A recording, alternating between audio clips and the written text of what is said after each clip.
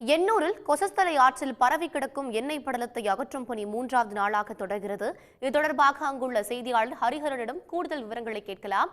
ஹரிஹரன், தற்பொழுது 3வது நாளாக இந்த பணிகள் நடைபெற்று வருகின்றன. எண்ணெய் படலத்தை முழுமையாக அகற்ற இன்னும் எத்தனை நாட்கள் பிடிக்கும்? கடந்த வாரம் பெய்த மிக்ஜாம் புயலால் பெய்த கனமழை காரணமாக வடசென்னையில் இருக்கக்கூடிய சிபிசிஎல் எண்ணெய் நிறுவனத்திலிருந்த எண்ணெய் கழிவுகள் வெளியேறி கொசஸ்தலை ஆற்றில் கடந்தது. இந்த நிலையில் இந்த எண்ணெய் கழிவுகளை அகற்றும் பணி 3வது நாளாக இன்று எண்ணூர் முகத்துவாரம் மற்றும் கொசஸ்தலை ஆற்றில் தொடர்ச்சியாக நடைபெற்று வருகின்றது. இன்றைய தினத்தை பொறுத்த வரைக்கும் நேற்றையை விட சற்று கூடுதலாக அதிகரித்து 103 படகுகளுடன் மீனவர்கள் 300க்கும் மேற்பட்ட மீனவர்கள் தொடர்ச்சியாக இந்த பகுதியில் இந்த எண்ணெய் கழிவுகளை அகற்றும் பணியில் ஈடுபட்டு வருகின்றனர். குறிப்பாக இந்த சிபிசிஎல் எண்ணெய் நிறுவனத்திலிருந்து இந்த எண்ணூர் முகத்துவாரம் வரை மொத்தம் 11 கிலோமீட்டர் தூரத்திற்கு இந்த எண்ணெய் கழிவுகளுக்கான படலம் பரவியுள்ளது. நேற்றைய தினத்திற்கு வரைக்கும் தொடர்ச்சியாக இந்த படகுகள் மூலமாகவும் பேரல்கள் மூலமாகவும் அகற்றி வந்த கழிவுகளை நேற்றைய மாலைக்கு பிறகாக இந்த எண்ணெய் தடுப்பான்களை பயன்படுத்தி, இந்த பூம்ஸ் எனப்படும் எண்ணெய் தடுப்பான்களை பயன்படுத்தி தொடர்ச்சியாக இன்று முதல் இந்த கழிவுகளை அகற்றி வருகின்றனர். மிக முக்கியமாக தற்பொழுது வரை மொத்தம் 23,000 மெட்ரிக் டன் அளவிற்கு இந்த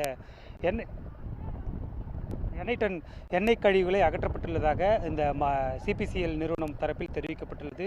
தொடர்ச்சியாக இந்த பூம்ஸ் எனப்படும் கழிவுகள் 2 பகுதிகளாக, அதாவது முதல் பகுதி 2 பகுதி என 2 பகுதிகளாக எண்ணெய் கழிவுகள் உள்ள பகுதியில் நிறுத்தப்பட்டு முதல் பகுதியில் வரும் எண்ணெய் கழிவுகளை சேகரித்து அந்த பேரல்கள் மூலமாக, மகுகள் மூலமாக பேரல்களில் எடுத்து ஊற்றப்படும் காட்சியை நமது ஒளிப்பதிவாளர் வேலு காட்டிக் கொண்டிருக்கார்.